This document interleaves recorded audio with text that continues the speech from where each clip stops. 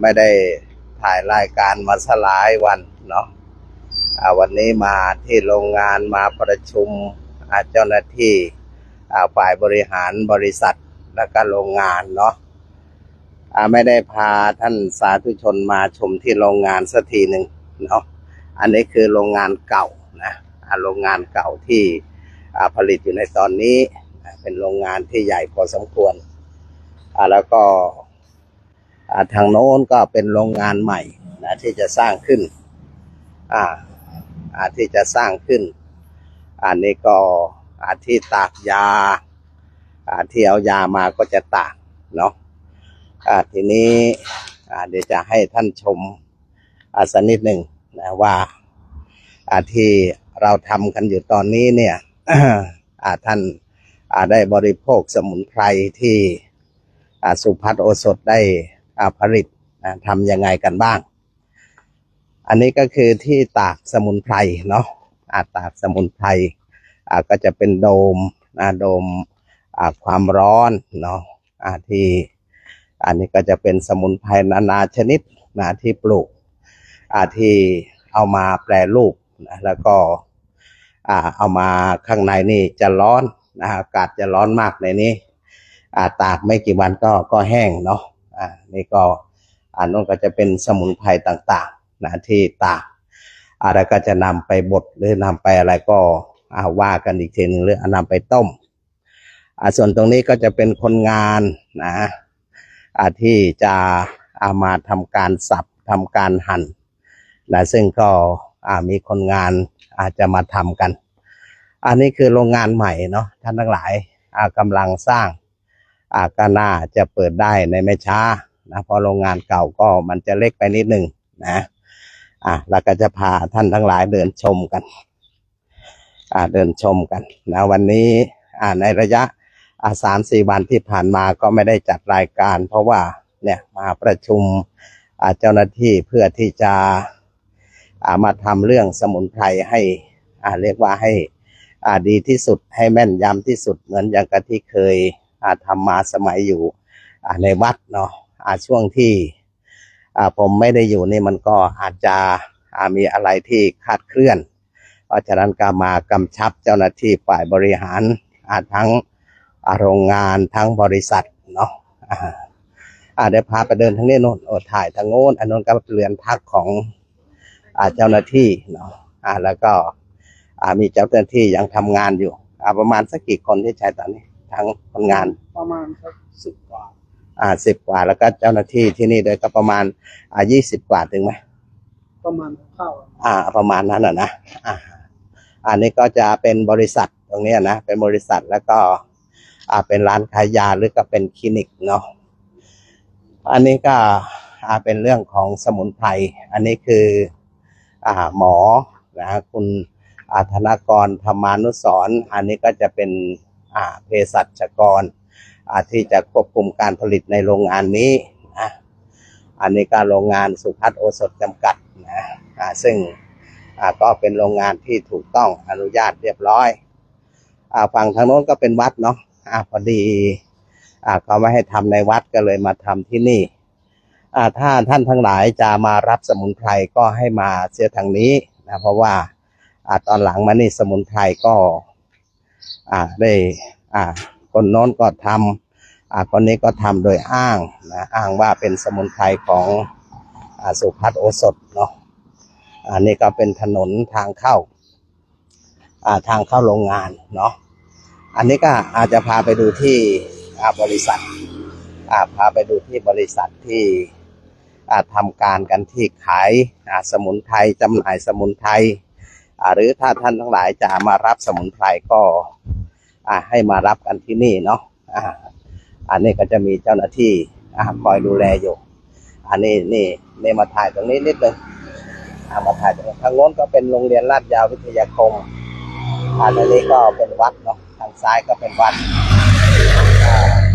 มาดูตรงนี้ก็เป็นชื่อนี่ถ่ายสุภัทรคลินิกการแพทย์แผนไทยเบอร์โทรก็0811125355ถ้าท่านทั้งหลายจะมารับสมุนไพรก็ให้มารับสักที่นี่ อาจจะได้สมุนไพรที่ถูกต้องบริษัทโอสถรับผิดชอบสมุนไพรที่จ่ายจากคลินิกสุภัฒน์โอสถการแพทย์แผนไทยเท่านั้นโปรดระวังสมุนไพรเรียนแบบตอนนี้มีการเรียนแบบกันหลายแห่งอย่างกันในวัดไม่ใช่สมุนไพรของสุภัฒน์โอสถนะท่านทั้งหลายแล้วก็ไม่รับผิดชอบใดๆทั้งสิ้นถ้าใครเอาไปกินตอนหลังมานี่กินก็เกิดการอ้วกการอะไรกันเยอะแยะพอสมควรนะก็อันนี้ก็ถ้าจะมารับให้ตรงก็มารับที่นี่ได้เลยเนาะอันนี้ก็เป็นบริษัทนะเป็นบริษัทของสุภัฒน์โอสถเนาะสุภัฒน์โอสถนี่ก็จะมีเจ้าหน้าที่คอยดูแลนะเจ้าหน้าที่คอยดูแลเดี๋ยวพาขึ้นมาข้างบนพาขึ้นมาข้างบนเนาะอันนี้ก็อันนี้ก็เป็นนี่มารับสมุนไพรเป็นอะไรหรือนะก็หมอบอกแฟนว่าเป็นมะเร็งที่ไหนก็มีก้อนอยู่ตรงนี้ก้อนแล้วก็อยู่จำหน้าได้อยู่ตรงไหนนะอยู่วังเส้นรู้สึกจะคุ้นหน้าอยู่แล้วก็กินไปมันดีขึ้นไหมหรือยังตอนนี้หนูทานแฟนเขาเริ่มทานได้ประมาณ10 วันเริ่มทานตั้งวันที่10 วันแต่ลักษณะตรงนี้ยุบไปยุบไปนะยืนยันไม่ได้นะว่าก้อนยุบหรือเปล่าแต่ว่าผิวหนังเหี่ยวลงก้อนต่อมเหลืองนั่นแหละกินไปเก่งๆเดี๋ยวก็ยุบเดี๋ยวก็หายเดี๋ยวนี้เนี่ยใช่นะคนเป็นมะเร็งต่อมน้ำเหลืองกันเยอะมากหลังจากไปฉีดวัคซีนมานะเมื่อ 2-3 วันที่แล้วก็มีพระรู้สึกจะ4 องค์ด้วยกันเป็นมะเร็งต่อมน้ำเหลืองหลังจากฉีดวัคซีนพอเสร็จแล้วจากที่เคยกินยาหายกินยาหายแล้วอย่างกับร้านน้ำหวานที่อยู่สี่แยกโพไซงามสี่แยกปลวกสูงเมื่อวานนี้ไปฉันข้าวไปทานข้าวก็ติดฉันอยู่เรื่อยเลย ทีนี้พอเสร็จแล้วหายไปแล้วนะไปฉีดวัคซีนกลับมาใหม่อีกกินยาเราหายแล้วมะเร็งในเลือดเนาะ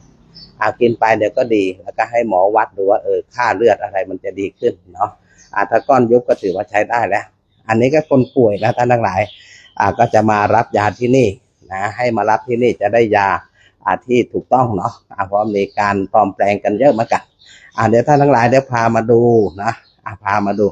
แล้วจัดยาให้หรือยังมะเร็งต่อมน้ำเหลืองนี่ก็นี่มาทางนี้เนาะอันนี้ก็จะเป็นยาต้มรู้จักแคนาไหม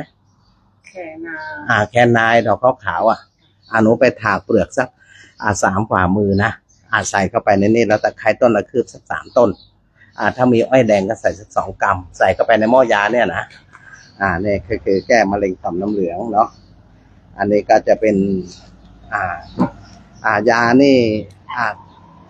ตอนนี้ทำบางตัวค่ะทั้งชุด2มันเขาน้ำผึ้งอะไรยังอยู่จ่าโอ้นี่เอานี่เสริมอันนี้กินซะให้ได้เลยดองเหล้าเนาะตัวนี้มันจะไปทำให้ธาตุในร่างกายปกติเนาะนี่คือตัวยาเพราะว่าเราให้ยาเนี่ยเราให้ยาที่เต็มสูตรนะไม่ได้ให้ยาทีละเม็ด2 เม็ดต้องกินให้กินไป10 วันนี่ยุบก็ถือว่าใช้ได้แล้วนะเพราะว่ามะเร็งต่อมน้ำเหลืองนี่รักษายากมากนะรักษายากมากเพราะฉะนั้นเดี๋ยวคุณหมอก็จะจัดให้อันนี้เดี๋ยวขยับนั่นไปนิดนึงขยับนี่นิดนึงคุณหมอมานั่งตรงนี้หน่อยนึงคุณหมอเนี่ยมานั่งตรงนี้คุณหมอออสแล้วเนี่ยมานั่งตรงนี้หน่อยนึงคุยกับท่านทั้งหลายนิดนึงอันนี้ก็คือคุณหมอออสเนาะที่มาดูแลจบทั้งหมอเวชจบทั้งหมอเภสัชล่ะ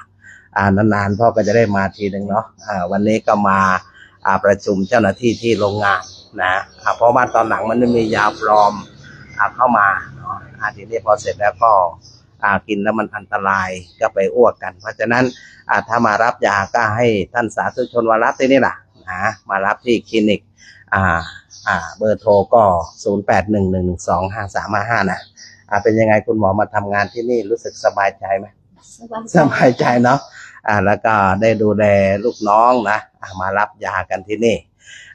เดี๋ยวมานั่งวันนี้แล้วก็ทานยาเก่งๆแล้วก็ให้มาบนกับพ่อแก่ซะแฟนนะเพราะโรคมันโรคใหญ่ถ้าบนแล้วจะหายไวฉันก็ แปลกใจเหมือนกันถ้าได้บนแล้วหายไวเลยนะบนซะบนอาจจะบนผลไม้หรือบนอะไรก็ได้ถ้าจะให้ดีบนบวชเลยนะแต่ต้องบอกเขานะอย่าไปบวชนานนะจะอยู่คนเดียวไม่ได้ นะ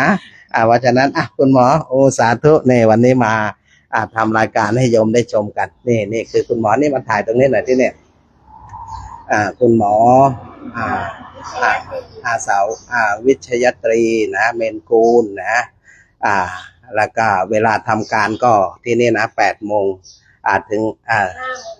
ถึง5 โมงเย็น8 โมงเช้าถึง5 โมงเย็นทุกวันแล้วก็หยุดวันจันทร์เนาะแล้วก็อันนี้ก็เป็นรูปสละจากตำแหน่งมาสร้างตำนานเนาะ อันนี้ก็เดี๋ยวจะกราบพ่อแก่สักหน่อยหนึ่งเนาะสาธุนี่ท่านทั้งหลายถ้าใครมาเนาะก็มากราบพ่อปู่ชีวกโกมารพัฒน์พ่อปู่ฤาษีนารอดซึ่งเป็นครูว่านครูยาลูกศิษย์ที่เข้าทำงานก็ต้องไหว้พ่อปู่ชีวกโกมารพัฒน์พ่อปู่ฤาษีนารอดซึ่งเป็นเจ้าของว่านเจ้าของยาเดี๋ยวจะพาเข้าไปชมในห้องข้างในห้องซึ่งเจ้าหน้าที่คอยดูแลอยู่นะนี่เจ้าหน้าที่ก็คอยดูแลนะท่านทั้งหลายไม่เคยพาเข้ามาชมสักทีเนาะนี่นี่คือยาต่างๆนะท่านทั้งหลายนี่คือชุดนี้ก็คือยาบำรุงร่างกายท่านอาจจะเห็นกระปุกนะอาจจะไม่เหมือนเดิมนะเพราะตอนหลังมาเราท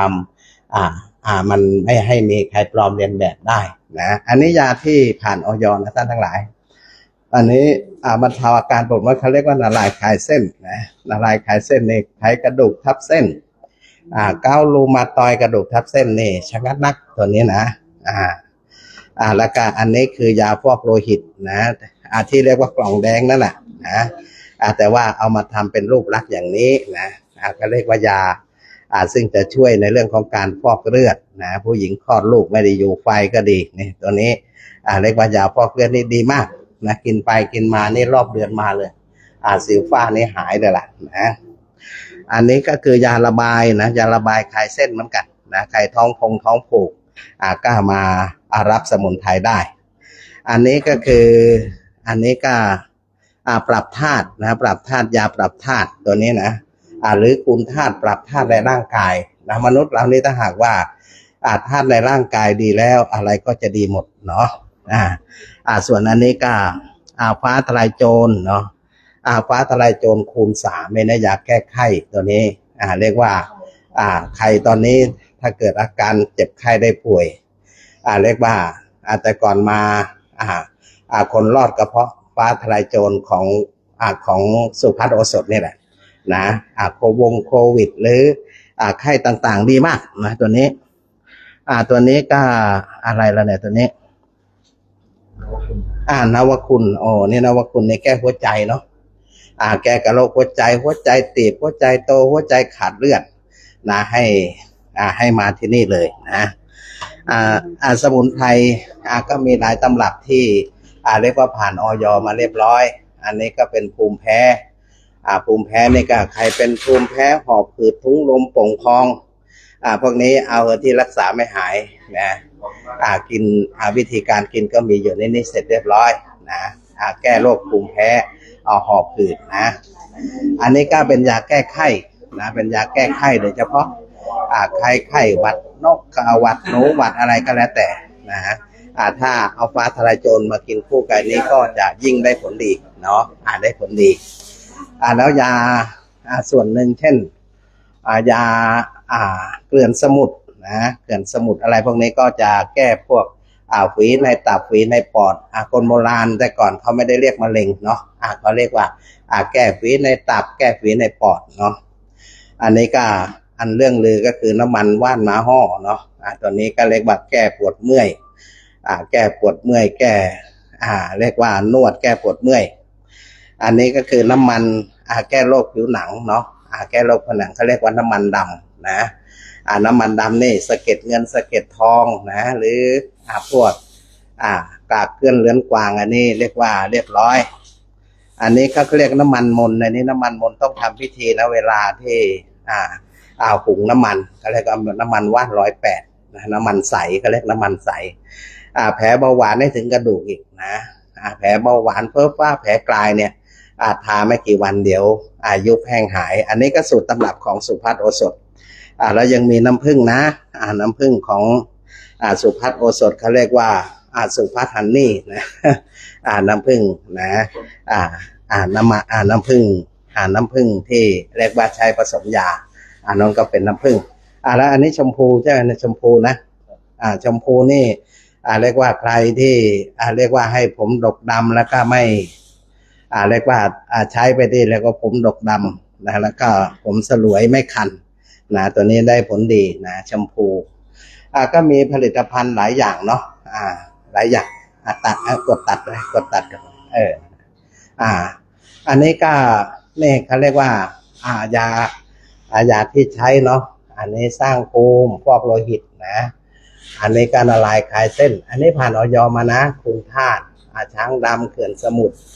ฟ้าทลายโจรฝนแสนหาหนุมานประสานกายนวคุณกระสายเส้นม้าห้องน้ำมันเหลืองน้ำมันดำซึ่งเรียกว่าก็จะมีราคาที่จำหน่ายอยู่เนาะอันนี้ก็คือที่ทำการเนาะโน่นจะนุนั่ง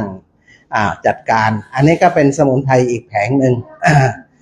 อีกแผงหนึ่งอันนี้ก็เรียกว่ากล่องแดงนะกล่องแดงแต่ว่าตอนหลังมาเนี่ยเอาเป็นยาฟอกเลือดไปเลยนะหนูเนาะมันจะได้ไม่แพงกล่องแดงนี่ดีมากนะคนซื้อกันเยอะนะถ้าจะท่านทั้งหลายจะสั่งซื้อยาก็ให้สั่งซื้อยามาที่นี่เลยนะสั่งซื้อยามาที่นี่โดยตรงเลยก็จะมีคุณหมอ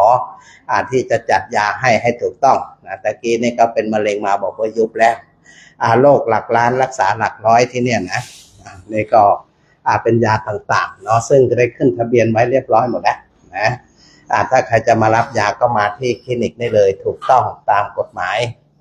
อันนี้ก็จะเป็นยาต่างๆนะซึ่งเรียกว่า ได้เอามาช่วยเหลือประชาชนนะในเรื่องของสมุนไพรเป็นบริษัทสุภัทรโอสถเนาะมีคุณหมอมีเจ้าหน้าที่นะสักพักหนึ่งก็จะมีเจ้าหน้าที่เข้ามาทำงานกันท่านทั้งหลายก็ถ้าจะให้ดีให้โทรศัพท์มาก่อนนะ0811125355ตามเบอร์ที่แจ้งไปนะที่นี่นะโทรมาแจ้งได้เลยหรือยาบางอย่างนี่สามารถที่จะจัดส่งให้ได้เนาะแล้วก็อันนี้ก็เป็นเจ้าหน้าที่ที่จะดูแลเนาะที่จะดูแลเรื่องเกี่ยวกับสมุนไพรแล้วก็ห้องนวดยังนวดกันอยู่ไหมไม่ได้ก่อนนวดนะพอดีหมอพักก่อน ก็จะมีห้องนวดเนาะห้องตอกเส้นห้องนวดแต่ก่อนแต่ตอนนี้ยังไม่ได้นวดเนาะห้องนี้ก็จะเป็นห้องนวดห้องฝั่งโน้นก็จะเป็นห้องนวดอีกเหมือนกันเนาะเนี่ยท่านทั้งหลายถ้าจะมารับสมุนไพรก็ให้มาที่นี่นะให้มาที่นี่ได้เลยเนาะอันนี้ก็เจ้าหน้าที่คอยดูแลเนาะอันนี้ก็เป็นห้องนวดห้องนวดอันนี้ก็จะเป็นอีกห้องหนึ่งซึ่งอาจจะจ่ายยานะห้องซึ่งจะจ่ายยาหรือก็สมุนไพรแต่ละชนิดนี่ก็เนี่ยนะสมุนไพรแต่ละชนิดที่ผมได้รวบรวมเข้าไว้นะรวบรวมเข้าไว้ก็เยอะสวัสดีกินให้หายนะลูกกินให้หายจ้ะจำได้เนาะ เนี่ยนะเนี่ยยาต่างๆสมุนไพรต่างๆซึ่งใช้ในคลินิกรวบรวมมาทั้งชีวิตและท่านทั้งหลายแล้วก็สามารถที่จะตอบโจทย์ในการรักษาได้อย่างเยี่ยมยอดสอบถามอัตราค่ารักษาได้ที่นี่เนาะแล้วก็ห้องตรวจตรงนู้นก็เป็นห้องหมอใหญ่เนาะแต่ทีนี้ก็ทางนี้ก็จะเป็นเกี่ยวกับสมุนไพรที่เตรียมไว้ให้ประชาชนที่จะมานะท่านทั้งหลายนะวันนี้ก็มาเปิดคลินิกให้ท่านได้ชมกันเนาะเพราะว่าไม่ได้เปิดให้ดูสักทีหนึ่งนะทางหน้านี่ก็จะเป็นสถานที่รับแขกซึ่งก็จะมากันทุกวันนะท่านทั้งหลายวันนี้ก็มาพามาชมไว้แต่เพียงเท่านี้ก่อนเดี๋ยววันหลังก็จะได้ถ่ายทำให้ท่านได้ชมกันแล้วก็ถ้าเผื่อว่าอาจจะรับสมุนไพรนะอาจจะรับสมุนไพรให้โทรมาที่เบอร์0811125355เท่านั้นเพราะว่าตอนหลังมามีสมุนไพร